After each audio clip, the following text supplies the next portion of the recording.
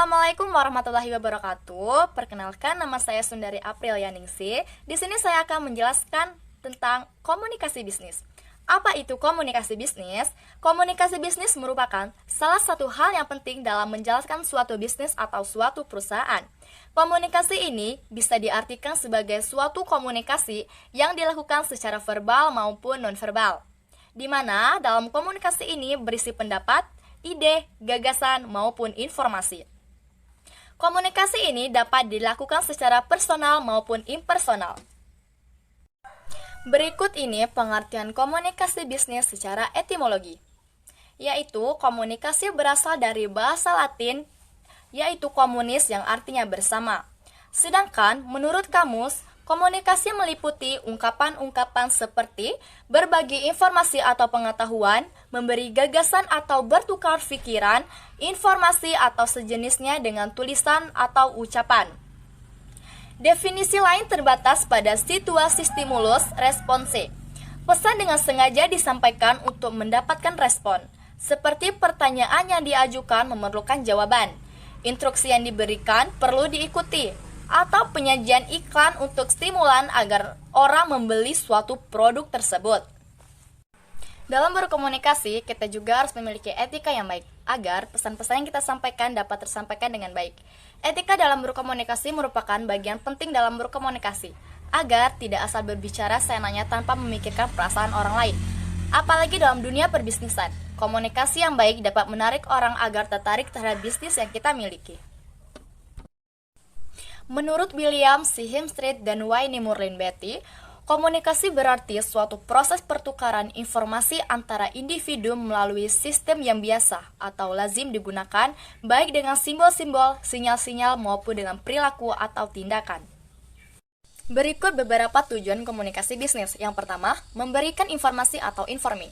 Sebagai contoh, seorang pemimpin suatu perusahaan membutuhkan beberapa pegawai baru yang akan ditempatkan sebagai staf administrasi di kantor-kantor cabang yang ada. Untuk memperoleh pegawai yang diharapkan, perusahaan tersebut dapat memasang iklan lowongan kerja melalui media surat kabar, majalah, radio, dan internet. Tujuan yang kedua yaitu melakukan persuasi atau persuading.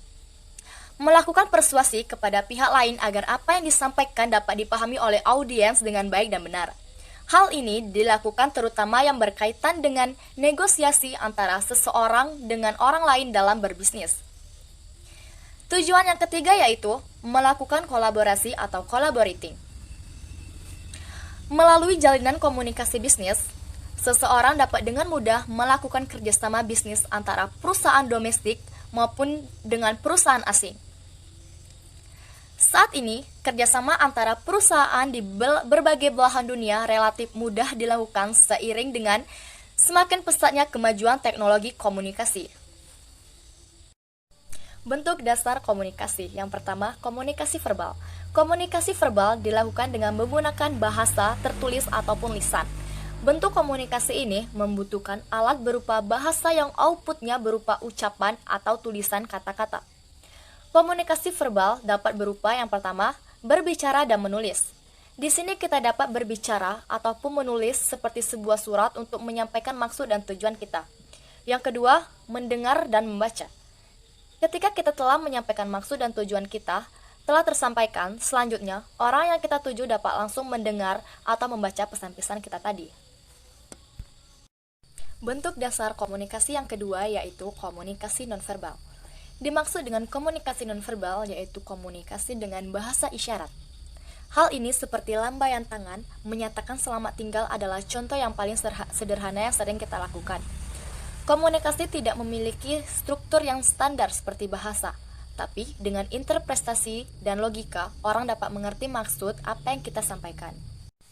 Gambar di atas merupakan gambaran dari komunikasi verbal, di mana yang pertama kita menyampaikan pesan kepada seseorang secara langsung. Setelah pesan tersebut tersampaikan dan menerima tanggapan dari orang tersebut, kita dapat bertukar pikiran satu sama lain sehingga terjadilah sebuah percakapan komunikasi.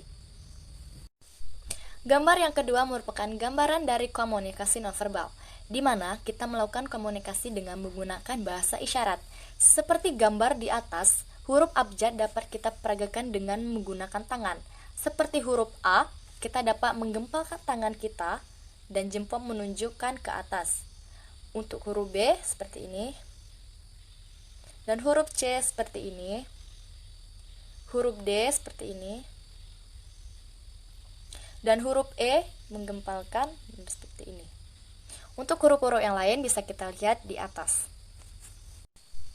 Dari bentuk dasar komunikasi tadi, dapat kita simpulkan perbedaan komunikasi verbal dan komunikasi nonverbal, yaitu terletak pada karakteristiknya, yaitu kalau verbal dengan menggunakan suara, sedangkan nonverbal dengan menggunakan bahasa isyarat.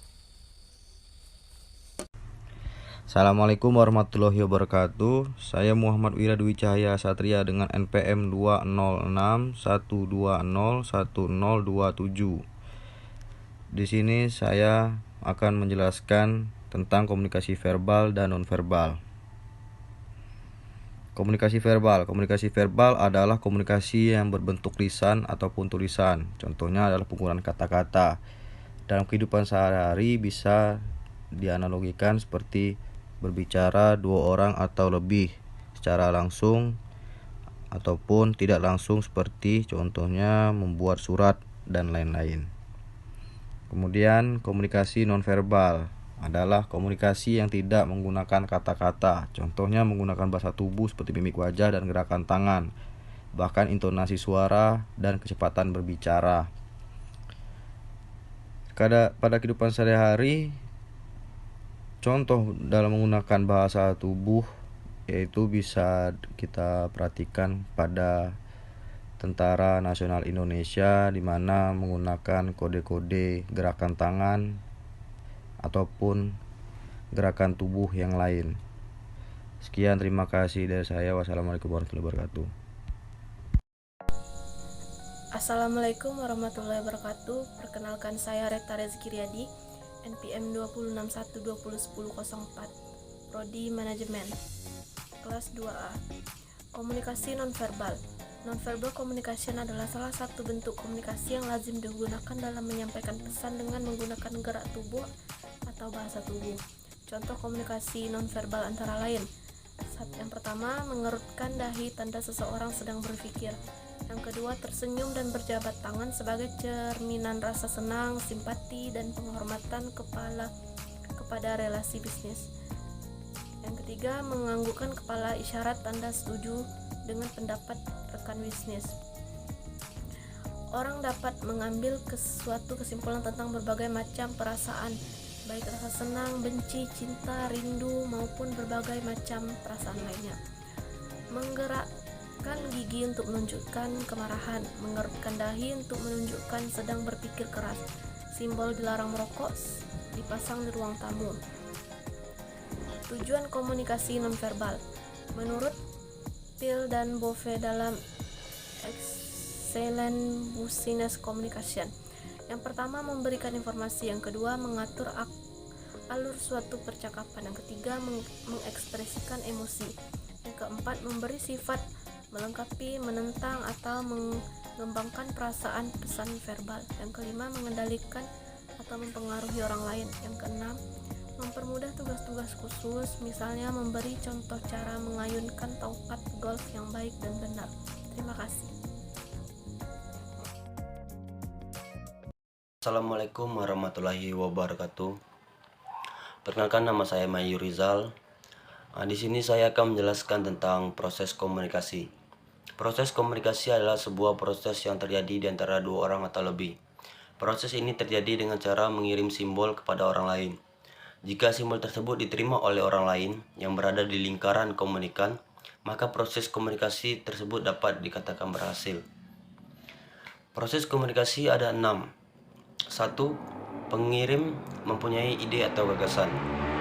2. Pengirim mengubah ide menjadi pesan. 3. Pengirim menyampaikan pesan. 4.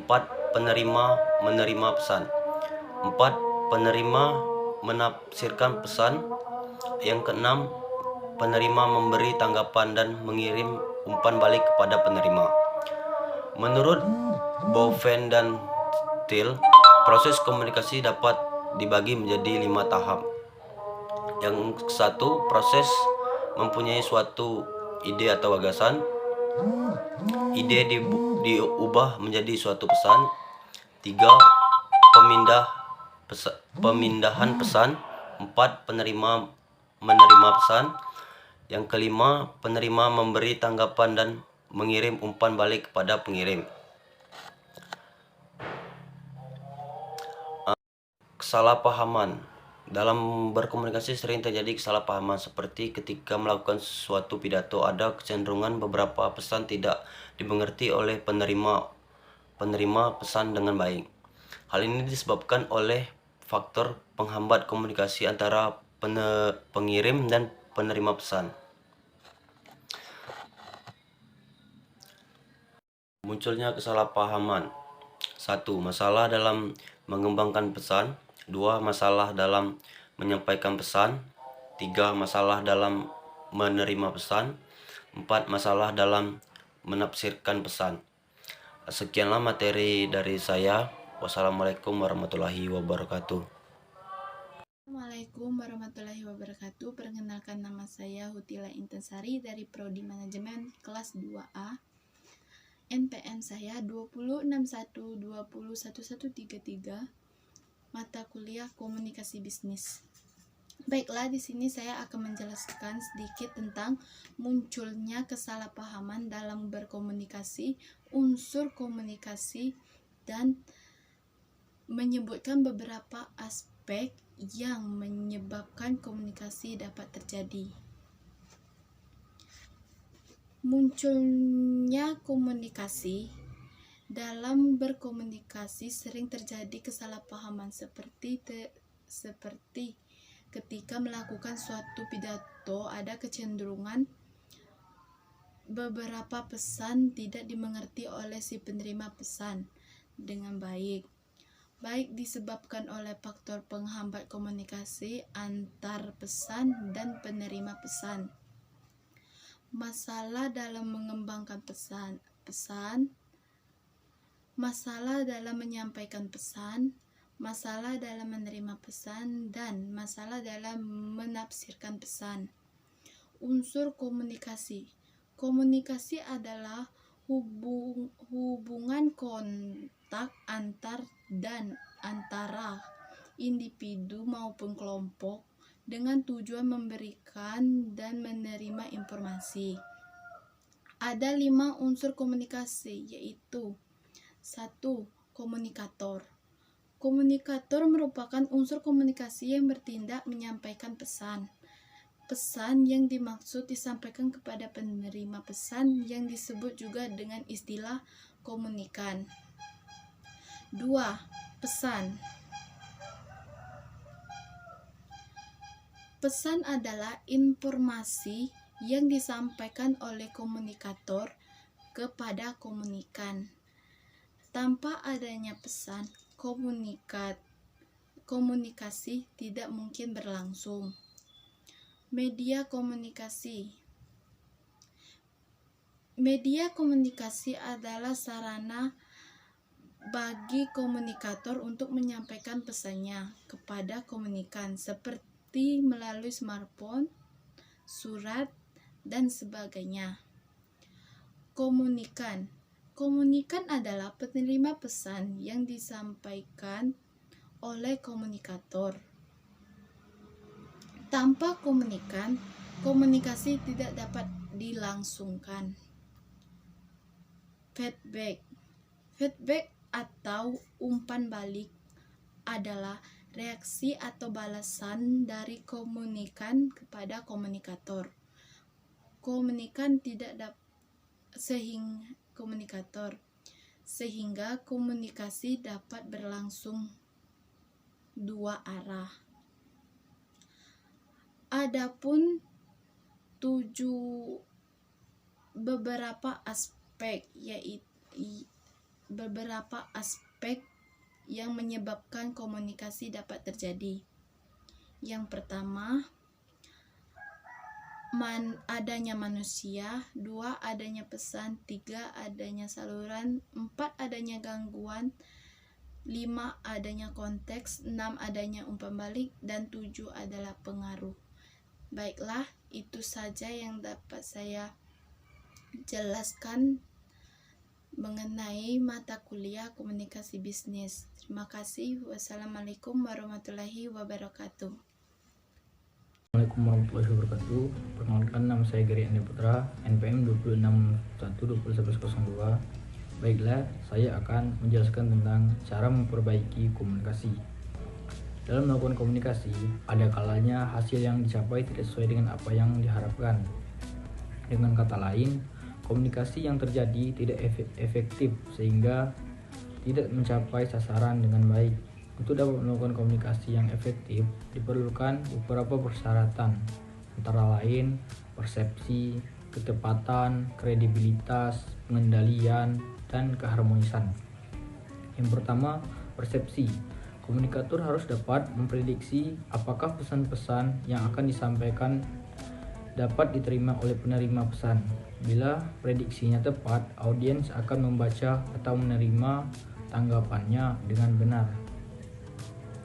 Audiens sebagai penerima pesan lalu akan mengantisipasi reaksi komunikator untuk menyusun pesan yang diterima bagi diri mereka, dengan tetap melakukan penyesuaian untuk menghindari kesalahpahaman dalam komunikasi tersebut.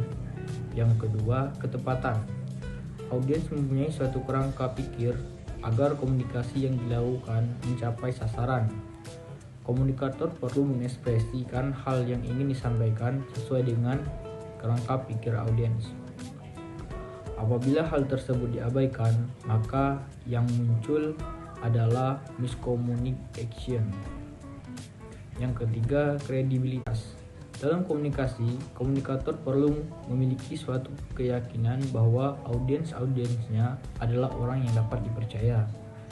Demikian juga sebaliknya, komunikator harus mempunyai suatu keyakinan akan inti pesan dan maksud yang ingin mereka sampaikan. Yang keempat, pengendalian. Dalam komunikasi, audiens akan memberikan suatu reaksi atau tanggapan terhadap pesan yang disampaikan. Reaksi mereka dapat membuat komunikator tertawa, menangis, bertindak, mengubah pikiran, atau bersikap lemah lembut. Hal ini ditentukan oleh intensitas reaksi yang dilontarkan audiens terhadap apa yang disampaikan oleh komunikator. Sebaliknya, reaksi audiens tergantung pada berhasil atau tidaknya komunikator mengendalikan audiensnya saat melakukan komunikasi. Yang kelima, keharmonisan. Komunikator yang baik selalu dapat menjaga hubungan persahabatan yang menyenangkan dengan audiensnya, sehingga komunikasi dapat berjalan lancar dan mencapai tujuannya. Seorang komunikator yang baik juga akan menghormati dan berhasil memberi kesan yang baik kepada audiensnya. Baik, ada 3 hal yang perlu diperhatikan agar komunikasi efektif. Yang pertama, membuat suatu pesan secara berhati-hati. Hal yang perlu diperhatikan adalah dalam menggunakan kata ganti. Orang pertama tunggal dalam pembicaraan. Contoh, saya atau aku. Membuat pesan lengkap dan mudah dipahami. Pesan nonverbal harus sesuai dengan pesan verbal. Redundasi. Pesan sebaliknya diulang seperlunya, termasuk menggunakan lebih dari satu media untuk mengirimkan pesan yang sama. Menyesuaikan cara penyampaiannya pesan dari pengirim dengan kerangka acuan, sudut pandang maupun kemampuan atau daya tangkap dari penerima pesan. Dalam mengungkapkan perasaan, sebaiknya ditempuh salah satu dari 3 cara berikut, yaitu menyebut nama perasaan, seperti maaf saya sedang sedih, atau menyebut bentuk tindakan yang disebabkan oleh perasaan yang sedang dialami, seperti saya ingin menangis, atau menggunakan kata kiasan, seperti hati saya seperti disayat sembilu, menahan diri untuk membuat penilaian atau investasi. Yang kedua, minimalkan gangguan dalam proses komunikasi.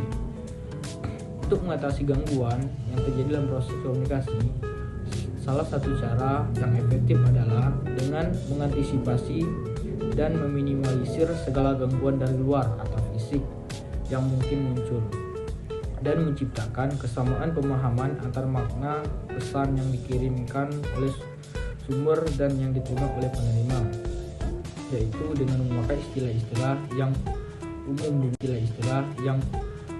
digunakan.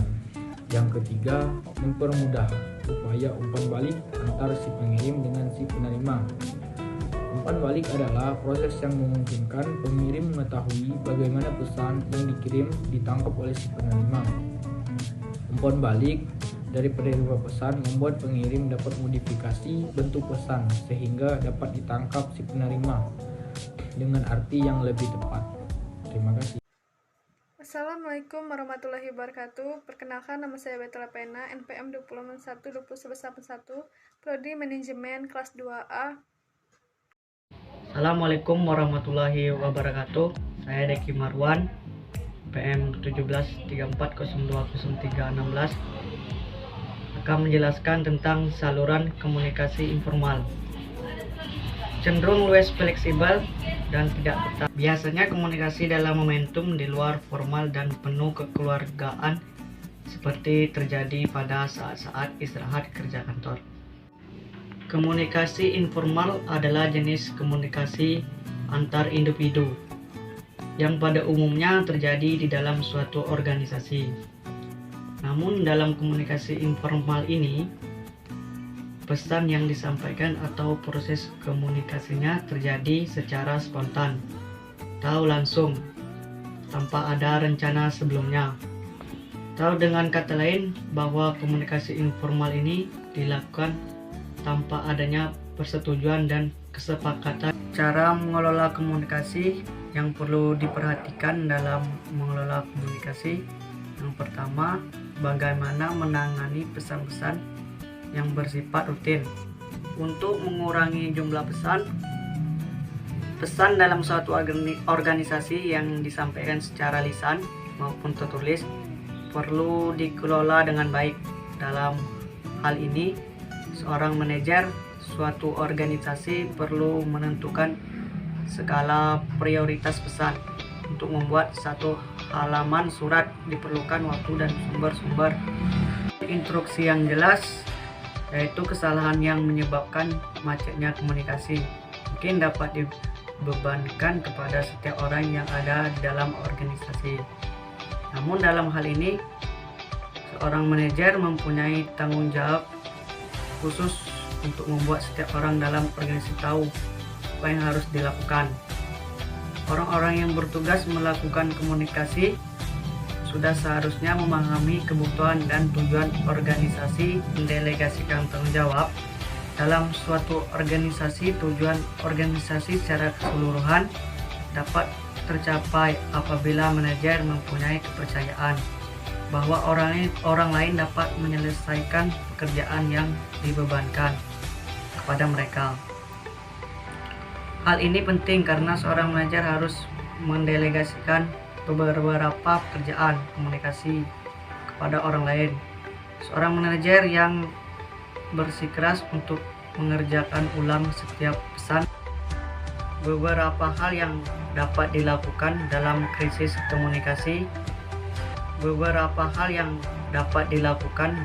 krisis komunikasi. Yaitu siapkan tim yang terampil dalam penanganan krisis. Tindakan segera diri manajemen puncak. Ciptakan pusat informasi. Ceritakan suatu kejadian dengan terbuka, menyeluruh, dan jujur. Tunjukkan keseriusan perusahaan.